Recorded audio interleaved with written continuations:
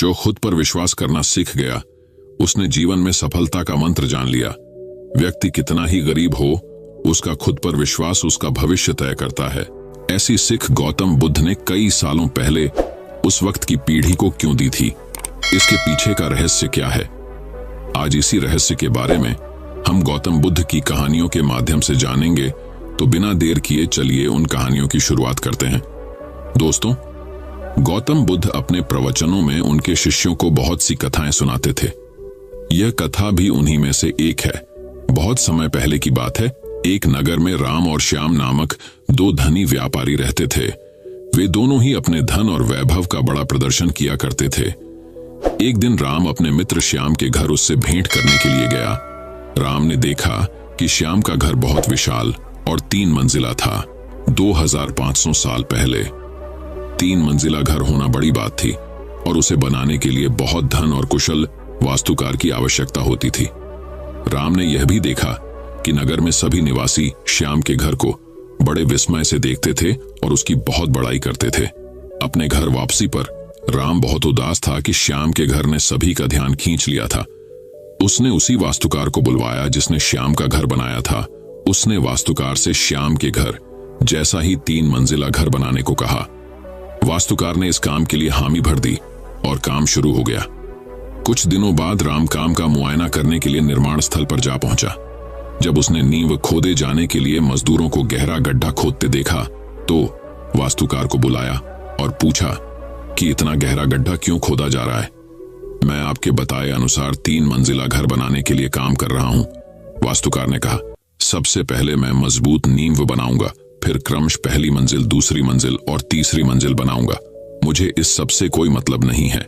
राम ने कहा, तुम सीधे ही तीसरी मंजिल बनाओ और उतनी ही ऊंची बनाओ जितनी ऊंची तुमने श्याम के लिए बनाई थी। नींव की और बाकी मंजिलों की परवाह मत करो। वास्तुकार ने कहा, ऐसा तो नहीं हो सकता। राम ने नाराज होकर कहा, ठीक है, यदि तुम यह नहीं करोगे तो मैं किसी और से करवा लूंगा। उस नगर में कोई भी वास्तुकार नींव के बिना वह घर नहीं बना सकता था। फलत वह घर कभी न बन पाया। अंततः किसी भी बड़े कार्य को संपन्न करने के लिए उसकी नींव सबसे मजबूत बनानी चाहिए एवं काम को योजनाबद्ध तरीके से किया जाना चाहिए। हमें इस कहानी से सीख मिलती है कि जल्दबाजी में किया गया या करवाया गया काम सफल नहीं हो पाता। वही दोस्तों, दूसरी कहानी कुछ इस प्रकार है। एक अत्यंत गरीब परिवार का एक बेरोजगार युवक नौकरी की तलाश में किसी दूसरे शहर जाने के लिए रेलगाड़ी से सफर कर रहा था। घर में कभी कभार ही सब्जी बनती थी, इसलिए उसने रास्ते में खाने के लिए सिर्फ रोटियां ही रखी थीं। आधा रास्ता गुजर जाने के बाद उसे भूख लगने लगी और वह टिफिन में से रोटियां निकालकर खाने लगा। उसके खाने का तरीका कुछ अजीब ही था। वह रोटी का एक टुकड़ा लेता और उसे टिफिन के अंदर कुछ ऐसे डालता मानो रोटी के साथ कुछ और भी खा रहा हो, जबकि उसके पास तो सिर्फ रोटियां थीं। उसकी इस हरकत को आसपास के और दूसरे यात्री देखकर हैरान हो रहे थे। वह युवक हर बार रोटी का एक टुकड़ा लेता और झूठ मूठ का टिफिन में डालता और खाता। सभी सोच रहे थे कि आखिर वह युवक ऐसा क्यों कर रहा था। आखिरकार एक व्यक्ति से रहा नहीं गया और उसने उससे पूछ ही लिया कि भैया, तुम ऐसा क्यों कर रहे हो? तुम्हारे पास सब्जी तो है ही नहीं, फिर रोटी के टुकड़े को हर बार खाली टिफिन में डालकर ऐसे खा रहे हो मानो उसमें सब्जी हो। तब उस युवक ने जवाब दिया, भैया, इस खाली ढक्कन में सब्जी नहीं है, लेकिन मैं अपने मन में यह सोचकर खा रहा हूं कि इसमें बहुत सारा अचार है। मैं अचार के साथ रोटी खा रहा हूं। फिर व्यक्ति ने पूछा, खाली ढक्कन में अचार सोचकर सूखी रोटी को खा रहे हो, तो क्या तुम्हें अचार का स्वाद आ रहा है? हाँ, बिल्कुल आ रहा है। मैं रोटी के साथ अचार सोचकर खा रहा हूं और मुझे बहुत अच्छा भी लग रहा है, युवक ने जवाब दिया। उसके इस बात को आसपास के यात्रियों ने भी सुना और उन्हीं में से एक व्यक्ति बोला, जब सोचना ही था तो तुम अचार की जगह पर मटर पनीर सोचते, शाही गोभी सोचते, तुम्हें इनका स्वाद मिल जाता। तुम्हारे कहने के मुताबिक तुमने अचार सोचा तो अचार का स्वाद आया, तो और स्वादिष्ट चीजों के बारे में सोचते तो उनका स्वाद आता। सोचना ही था तो भला छोटा क्यों सोचे? तुम्हें तो बड़ा सोचना चाहिए था। बड़ी सोच तुम्हें बड़े फल की प्राप्ति के लिए तुमसे कार्य कराती। इसलिए जीवन में कभी छोटा मत सोचो। जितना बड़ा लक्ष्य सोचकर उस लक्ष्य के लिए कार्य करोगे, उतना ही बड़े फल की प्राप्ति होगी। जब तक चांद तक पहुंचने का लक्ष्य नहीं रखोगे, तब तक तारों तक भी नहीं पहुंच पाओगे। दोस्तों, यह कहानी हमें सिखाती है कि लक्ष्य हमेशा बड़ा होना चाहिए। जब बड़े लक्ष्य तक छलांग मारोगे तभी जीवन में बड़ी चीजें प्राप्त होना संभव है। अब दोस्तों, तीसरी कहानी की शुरुआत कुछ प्रकार होती है। एक बार एक राजा शिकार के उद्देश्य से अपने काफिले के साथ किसी जंगल से गुजर रहा था। दूर दूर तक उसे शिकार नजर नहीं आ रहा था। वे धीरे धीरे घनघोर जंगल में प्रवेश करता गया। अभी कुछ ही दूर गए थे कि उन्हें कुछ डाकुओं के छिपने की जगह दिखाई दी। जैसे ही वो उसके पास पहुंचे, पास के पेड़ पर बैठा तोता बोल पड़ा, पकड़ो पकड़ो, एक राजा आ रहा है, इसके पास बहुत सारा सामान है, लूटो लूटो, जल्दी आओ जल्दी आओ। तोते की आवाज सुनकर सभी डाकू राजा की ओर दौड़ पड़े। डाकुओं को अपनी ओर आते देखकर राजा और उसके सैनिक दौड़कर भाग खड़े हुए। भागते भागते कोसों दूर निकल गए। सामने एक बड़ा सा पेड़ दिखाई दिया। कुछ देर सुस्ताने के लिए उस पेड़ के पास चले गए।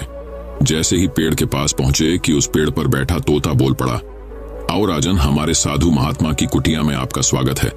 अंदर आइए, पानी पीजिए और विश्राम कर लीजिए। तोते की इस बात को सुनकर राजा हैरत में पड़ गया और सोचने लगा कि एक ही जाति के दो प्राणियों का व्यवहार इतना अलग अलग कैसे हो सकता है। राजा को कुछ समझ नहीं आ रहा था। वह तोते की बात मानकर अंदर साधु की कुटिया की ओर चला गया। साधु महात्मा को प्रणाम कर उनके समीप बैठ गया और अपनी सारी कहानी सुनाई और फिर धीरे से पूछा, राजशिवर, इन दोनों तोतों के व्यवहार में आखिर इतना अंतर क्यों है? साधु महात्मा धैर्य से सारी बातें सुनी और बोले, ये कुछ नहीं राजन, बस संगति का असर है। डाकुओं के साथ रहकर तोता भी डाकुओं की तरह व्यवहार करने लगा है और उनकी ही भाषा बोलने लगा है। अर्थात जो जिस वातावरण में रहता है वह वैसा ही बन जाता है। कहने का तात्पर्य यह है कि मूर्ख भी विद्वानों के साथ रहकर विद्वान बन जाता है, और अगर विद्वान भी मूर्खों के संगत में रहता है तो उसके अंदर भी मूर्खता आ जाती है।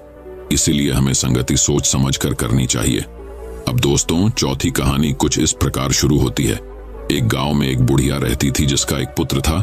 दोनों ही निर्धन थे और बहुत ही कठिनाई में जीवन व्यतीत कर रहे थे। एक दिन बुढ़िया के पुत्र ने अपनी माता से कहा कि यहाँ पर तो मेरे लिए कोई काम है नहीं, आप मुझे अनुमति दीजिए ताकि मैं किसी दूसरे नगर जाऊं। हो सकता है कि वहां पर मुझे कोई काम मिल जाए और मैं पैसा कमाकर वापस आऊं। बूढ़ी मां ने अपने बेटे को एक सिक्का दिया और थोड़ी सी रोटी भी यात्रा मार्ग के लिए दे दी। इसके बाद उसने अपने पुत्र को विदा किया। बुढ़िया का बेटा चलते चलते एक बाजार पहुंचा। वहां पर उसने एक बूढ़े भिखारी को देखा। वह चिल्ला चिल्ला कर कह रहा था कि है कोई जो मेरे जीवन के अनुभव को एक सिक्के में खरीदे। कोई भी उस बूढ़े भिखारी की बात नहीं सुन रहा था। इसी उस युवक ने सोचा कि मेरे पास एक सिक्के के अतिरिक्त कुछ भी नहीं है, क्यों ना यह सिक्का मैं इस बूढ़े को दे दूं। उसने यह सोचते हुए वह सिक्का बूढ़े को दे दिया। सिक्का देते समय युवक ने उस बूढ़े से कहा कि अब तुम मुझको अपने जीवन का अनुभव बताओ। बूढ़े ने कहा कि कोई भी अपनी वर्तमान स्थिति से संतुष्ट नहीं है। वह सोचता है कि इस स्थान से किसी दूसरे स्थान पर जाऊं ताकि मेरी स्थिति बेहतर हो जाए। बूढ़े ने कहा कि मेरे हिसाब से तो वह स्थान उचित है जहां पर मन को शांति मिले। प्रसन्नता महत्वपूर्ण है, न कि स्थान। बूढ़े की बात सुनने के पश्चात युवा आगे बढ़ गया और चलते चलते एक जंगल में पहुंचा। वहां पर उसने देखा कि बहुत से लोग एक कुएं के किनारे जमा हैं। उसने उन लोगों से पूछा कि क्या हुआ। लोगों ने कहा कि इस आशा के साथ हमारा कारवां यहां पर आया था कि इस कुएं से पानी निकालकर पिएगा। अब हम स्वयं प्यासे हैं और हमारे पशु भी प्यासे हैं। हमने कुएं से पानी निकालने के लिए कई बार रस्सी में बाल्टी बांधकर कुएं में डाली और हर बार रस्सी टूट गई और बाल्टी कुएं में गिर गई। अंत में हमने एक व्यक्ति को कुएं में भेजा ताकि वह हमारी बाल्टियों को वापस ले आए, किंतु वह भी वापस नहीं आया। पता नहीं कुएं में क्या है। युवक जो अपने घर से काम के लिए ही निकला था, उसने यह सोचा कि इन लोगों को अपनी योग्यता और क्षमता को प्रदर्शित करने का यह बहुत अच्छा अवसर है। हो सकता है कि कारवां के लोग इसे देखकर मुझे कोई काम सौंप दें। उसने कारवां वालों को संबोधित करते हुए कहा कि यदि आप अनुमति दें तो मैं कुएं में जाकर देखूं कि वहां पर क्या है। कारवां वालों ने उसे तुरंत ही कुएं में जाने की अनुमति दे दी, क्योंकि वे स्वयं इस कार्य से डर रहे थे। उन्होंने युवक की कमर में रस्सी बांधी और उसे कुएं में भेज दिया। वह दीवार के सहारे धीरे धीरे कुएं में उतर रहा था। जैसे ही वह पानी के निकट पहुंचकर बाल्टियों को ढूंढने का प्रयास कर रहा था, एकदम से उसने एक बहुत बड़े काले देव को देखा। देव ने उससे कहा कि तुम यहां पर क्या कर रहे हो। देव को देखकर नौजवान डर गया। उसने देव को सलाम किया। इस पर देव हंसा और बोला, सलाम सुरक्षा लाता है। तुम मुझको एक सज्जन युवक लग रहे हो। मैं तुमसे एक प्रश्न करना चाहता हूं। यदि तुमने मेरे प्रश्न का सही उत्तर दे दिया तो मैं तुम्हें यह अनुमति दूंगा कि कुएं से पानी लेकर सुरक्षित वापस चले जाओ। यदि तुमने मेरी बात का सही उत्तर नहीं दिया तो मैं तुमको भी उन्हीं लोगों की भांति यहां पर बंदी बनाऊंगा जो तुमसे पहले यहां पर आए थे। ऐसे में युवक ने सोचा कि तुम्हें क्या परेशानी थी जो यहां पर आए, लेकिन अब इन बातों से कोई लाभ नहीं था। सोच विचार उसने देव से कहा कि ठीक है, मुझको तुम्हारी बात का स्वीकार है, तुम अपना प्रश्न पूछो। देव ने युवा से कहा कि यह बताओ कि खुशी कहाँ है। देव का प्रश्न सुनकर युवा ने कहा कि मालूम है कि खुशी तो धरती पर ही है। फिर उसने सोचा कि यदि मैं उसको यही उत्तर दूंगा तो हो सकता है कि उसे बुरा लगे, क्योंकि उसका घर तो अंधेरे कुएं में है। अभी वह यह सोच ही रहा था कि युवक को बूढ़े फकीर की बात याद आई। बूढ़े की बात जैसे ही उसके मन में आई वह बहुत प्रसन्न हुआ। इसके बाद उसने देव से कहा कि जानते हो खुशी कहाँ है? जहां पर मन प्रसन्न है वहीं पर खुशी है। उसकी बात सुनकर देव बहुत प्रसन्न हुआ। उसने कहा कि तुम्हारी बातों से पता चलता है कि तुम बहुत समझदार और अनुभवी हो। तुमसे पहले जिससे मैंने यह प्रश्न किया था उसने मुझसे कहा था कि धरती पर पाए जाने वाले बाग खुशी का स्थल है, जबकि मुझको तो यही स्थान अच्छा लगता है और मैं इसे ही पसंद करता हूं। देव ने कहा कि जाओ, बाल्टियों को ले जाओ, मैं तुमको 3 अनार दूंगा। जब तक अपने घर न पहुंच जाना, किसी से भी इस बारे में कोई बात नहीं करना। युवक ने देव का आभार व्यक्त किया, बाल्टियों को पानी से निकालकर एकत्रित किया और उनको पानी से भरकर वापस ऊपर भेज दिया। उसके बाद वह भी कुएं से सुरक्षित वापस निकल आया। बाहर आने के बाद उसने देव की कहानी कारवां वालों को सुनाई, किंतु अनार के बारे में उसने उनसे कुछ भी नहीं कहा। कारवां वालों से उसका आभार व्यक्त किया। फिर युवक कारवां के साथ अपने नगर वापस आ गया। जब वह अपने नगर पहुंचा तो कारवां वालों ने उसे एक गाय और भेड़ उपहार स्वरूप दी। उन्होंने कहा कि हम कुछ समय तक तुम्हारे नगर में रहेंगे। जब हम यहां से वापस जाएंगे तो तुम भी हमारे साथ आ सकते हो और हमारे लिए काम कर सकते हो। इसके बाद युवक ने कारवां वालों से विदा ली और अपने घर की ओर चल पड़ा। अपने पुत्र को देखकर उसकी माता बहुत प्रसन्न हुई। उसने कहा कि बहुत अच्छा हुआ कि तुम आ गए, मुझको तो आशा नहीं थी कि तुम इतनी जल्दी वापस आ जाओगे। युवक ने कहा कि अब तक मुझे एक गाय और एक भेड़ उपहार में मिल चुकी है। कुछ दिनों के बाद अब मैं कारवां वालों के साथ उनके जा सकता हूं और उनके लिए काम कर सकता हूं। रात को माँ और बेटे ने खाना खाया। माँ थकी हुई थी, अंततः जल्द सो गई। युवक ने अपनी जेब से एक अनार निकाला और उसका एक टुकड़ा काटा। अनार के दाने बहुत चमक रहे थे, जो जगमगाते रत्न की भांति थे। युवक को पता चला कि अनार के दाने बहुमूल्य रत्न हैं। ये जानकर वह बहुत खुश हुआ। वह कारवां के साथ यात्रा पर नहीं गया। उसने कुछ रत्न लिए और उन्हें जाकर बाजार में बेच दिया। उनसे मिलने वाले पैसों से उसने एक दुकान खरीदी और व्यापार आरंभ किया।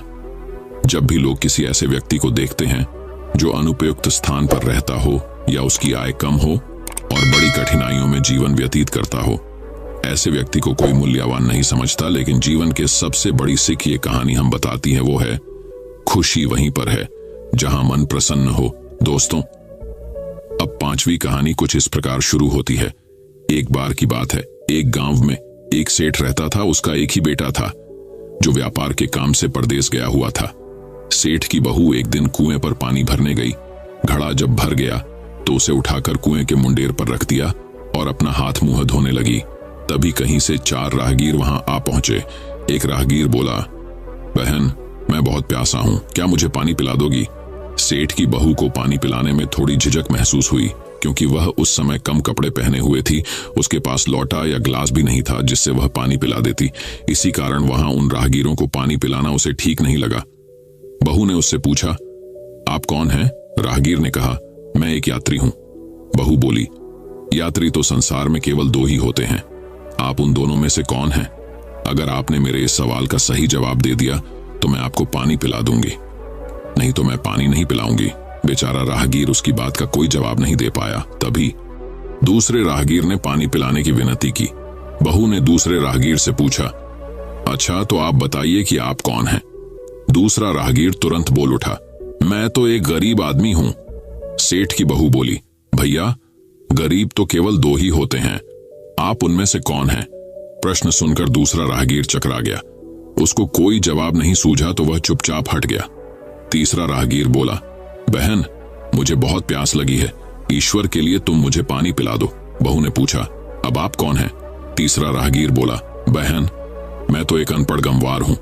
यह सुनकर बहू बोली, अरे भाई, अनपढ़ गंवार तो इस संसार में बस दो ही होते हैं, आप उनमें से कौन हैं? बेचारा तीसरा राहगीर भी कुछ बोल नहीं पाया।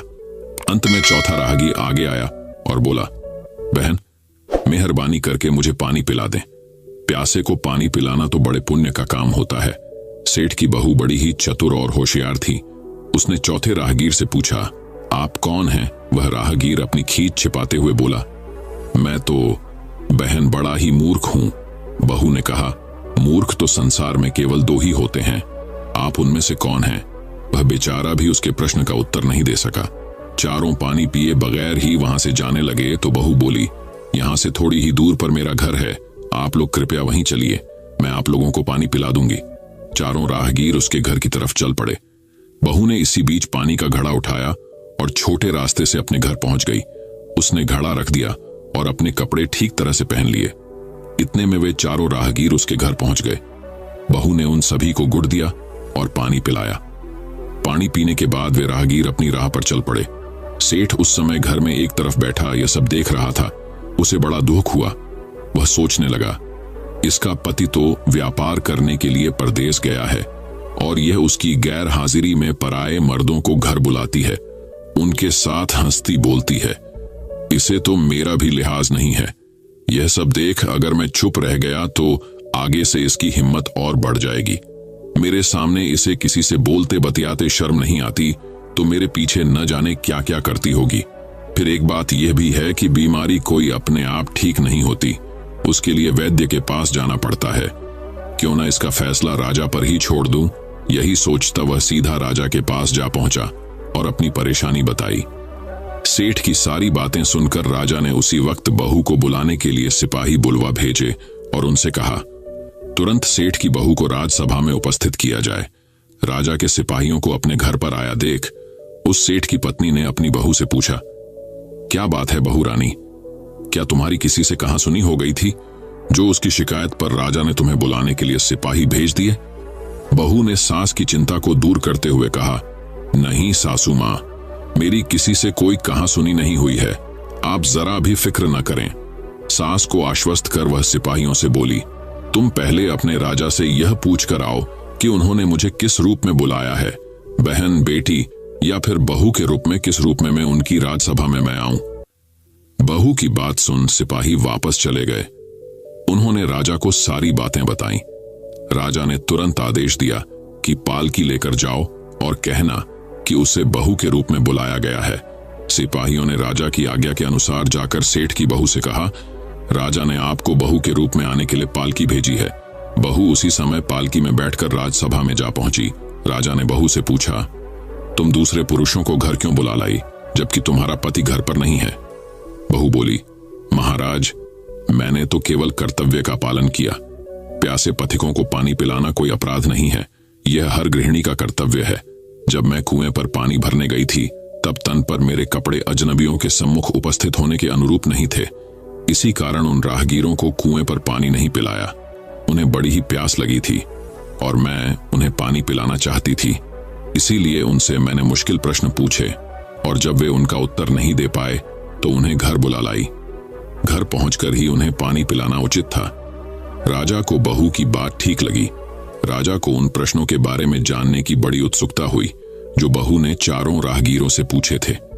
राजा ने सेठ की बहू से कहा, भला मैं भी तो सुनूं कि वे कौन से प्रश्न थे जिनका उत्तर वे लोग नहीं दे पाए। बहू ने तब वे सभी प्रश्न दोहरा दिए। बहू के प्रश्न सुन राजा और सभासद चकित रह गए। फिर राजा ने उससे कहा, तुम खुद ही इन प्रश्नों के उत्तर दो, हम अब तुमसे यह जानना चाहते हैं। बहू बोली, महाराज, मेरी दृष्टि में पहले प्रश्न का उत्तर है कि संसार में सिर्फ दो ही यात्री हैं, सूर्य और चंद्रमा। मेरे दूसरे प्रश्न का उत्तर है कि बहू और गाय, इस पृथ्वी पर ऐसे दो प्राणी हैं जो गरीब हैं। अब मैं तीसरे प्रश्न का उत्तर सुनाती हूँ। महाराज, हर इंसान के साथ हमेशा अनपढ़ गंवारों की तरह जो हमेशा चलते रहते हैं वे हैं भोजन और पानी। चौथे आदमी ने कहा था कि वह मूर्ख है और जब मैंने उससे पूछा कि मूर्ख तो दो ही होते हैं तुम उनमें से कौन से मूर्ख हो, तो वह उत्तर नहीं दे पाया। इतना कहकर वह चुप हो गई। राजा ने बड़े आश्चर्य से पूछा, क्या तुम्हारी नजर में इस संसार में सिर्फ 2 ही मूर्ख हैं महाराज? इस घड़ी, इस समय मेरी नजर में सिर्फ 2 ही मूर्ख हैं। राजा ने कहा, तुरंत बतलाओ कि वे 2 मूर्ख कौन हैं। इस पर बहू बोली, महाराज मेरी जान बख्श दी जाए तो मैं इसका उत्तर दूं। राजा को बड़ी उत्सुकता थी यह जानने की कि वे 2 मूर्ख कौन हैं। सो उसने तुरंत बहू से कह दिया, तुम निसंकोच होकर कहो, हम वचन देते हैं तुम्हें कोई सजा नहीं दी जाएगी। बहू बोली, महाराज मेरे सामने इस वक्त बस 2 ही मूर्ख हैं। फिर अपने ससुर की ओर हाथ जोड़कर कहने लगी, पहले मूर्ख तो मेरे ससुर जी हैं, जो पूरी बात जाने बिना ही अपनी बहू की शिकायत राज दरबार में की। अगर इन्हें शक हुआ ही था तो ये पहले मुझसे पूछ तो लेते, मैं खुद ही इन्हें सारी बातें बता देती। इस तरह घर परिवार की बेइज्जती तो नहीं होती। ससुर को अपनी गलती का एहसास हुआ, उसने बहू से माफी मांगी। बहू चुप रही। राजा ने तब पूछा, और दूसरा मूर्ख कौन है? बहू ने कहा, दूसरा मूर्ख खुद इस राज्य का राजा है, जिसने अपनी बहू की मान मर्यादा का जरा भी ख्याल नहीं किया और सोचे समझे बिना ही बहू को भरी राजसभा में बुलवा लिया। बहू की बात सुनकर राजा पहले तो क्रोध से आग बबूला हो गया, परंतु तभी सारी बातें उसकी समझ में आ गईं। समझ में आने पर राजा ने बहू को उसकी समझदारी और चतुराई की सराहना करते हुए उसे ढेर सारे पुरस्कार देकर सम्मान सहित विदा किया। दोस्तों, अब छठी कहानी कुछ इस प्रकार शुरू होती है। बहुत समय पहले की बात है। एक गांव में एक धनी सेठ रहता था। उसके बंगले के पास एक जूते सिलने वाले गरीब मोची की एक छोटी सी दुकान थी। उस मोची की एक खास आदत थी कि वो जब भी जूते सिलता तो भगवान के भजन गुनगुनाता रहता था। लेकिन सेठ ने कभी उसके भजनों की तरफ ध्यान ही नहीं दिया। एक दिन सेठ व्यापार के सिलसिले में विदेश गया और घर लौटते वक्त उसकी तबीयत बहुत खराब हो गई। लेकिन पैसे की कोई कमी तो थी नहीं, सो देश विदेशों से डॉक्टर, वैद्य, हकीमों को बुलाया गया, लेकिन कोई भी सेठ की बीमारी का इलाज नहीं कर सका। अब सेठ की तबीयत दिन प्रतिदिन खराब होती जा रही थी। वह चल फिर भी नहीं पाता था। एक दिन वह घर में अपने बिस्तर पे लेटा था। अचानक उसके कान में मोची के भजन गाने की आवाज सुनाई दी। सेठ को आज मोची के भजन कुछ अच्छे लग रहे थे। कुछ ही देर में सेठ इतना मंत्रमुग्ध हो गया कि उसे ऐसा लगा जैसे वो साक्षात परमात्मा से मिलन कर रहा हो। मोची के भजन सेठ को उसकी बीमारी से दूर लेते जा रहे थे। कुछ देर के लिए सेठ भूल गया कि वह बीमार है। उसे अपार आनंद की प्राप्ति हुई। कुछ दिन तक यही सिलसिला चलता रहा। अब धीरे धीरे सेठ के स्वास्थ्य में सुधार आने लगा।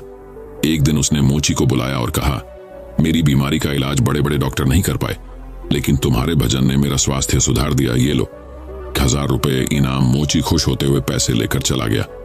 लेकिन उस रात मोची को बिल्कुल नींद नहीं आई। वो सारी रात यही सोचता रहा कि इतने सारे पैसों को कहां छुपा कर रखूं और इनसे क्या क्या खरीदना है। इसी सोच की वजह से वो इतना परेशान हुआ कि अगले दिन वो काम पे भी नहीं जा पाया। अब भजन गाना तो जैसे वो भूल ही गया था। मन में खुशी थी पैसे की। अब तो उसने काम पर जाना ही बंद कर दिया और धीरे धीरे उसकी दुकानदारी भी चौपट होने लगी। इधर सेठ की बीमारी फिर से बढ़ती जा रही थी। एक दिन मोची सेठ के बंगले में आया और बोला, सेठ जी, आप अपने ये पैसे वापस रख लीजिए। इस धन की वजह से मेरा धंधा चौपट हो गया। मैं भजन गाना ही भूल गया। इस धन ने तो मेरा परमात्मा से नाता ही तुड़वा दिया। मोची पैसे वापस करके फिर से अपने काम में लग गया। मित्रों, ये एक कहानी मात्र नहीं है, ये एक सीख है कि किस तरह हम पैसों का लालच हमको अपनों से दूर ले जाता है। हम भूल जाते हैं कि कोई ऐसी शक्ति भी है जिसने हमें बनाया है। आज के माहौल में ये सब बहुत देखने को मिलता है। लोग 24 घंटे सिर्फ जॉब की बात करते हैं, बिजनेस की बात करते हैं, पैसों की बात करते हैं। हालांकि धन जीवन यापन के लिए बहुत जरूरी है, लेकिन उसके लिए अपने अस्तित्व को भूल जाना मूर्खता ही है। आप खूब पैसा कमाइए, लेकिन साथ ही साथ अपने माता पिता की सेवा करिए, दूसरों के हित की बातें सोचिए। यही इस कहानी की शिक्षा है। दोस्तों, मैं उम्मीद करता हूं कि यह कहानी सुनने से आपके जीवन में अच्छे बदलाव आए होंगे। आपको इस वीडियो से क्या सीखने मिला, ये कमेंट करके जरूर बताएं और अपने परिवार, दोस्तों या आपके करीबी इंसान के साथ ये कहानी शेयर करके उन्हें भी इस ज्ञान से परिचित करवाए। बाकी अगर आपको ये वीडियो दिल से अच्छी लगी हो तभी इस वीडियो को लाइक कर देना, और आपने अब तक इस चैनल को सब्सक्राइब न किया हो तो चैनल को सब्सक्राइब भी जरूर कर देना। आपका हर दिन शुभ हो और खुशियों से आपका जीवन भरा रहे। धन्यवाद। नमो बुद्धाय।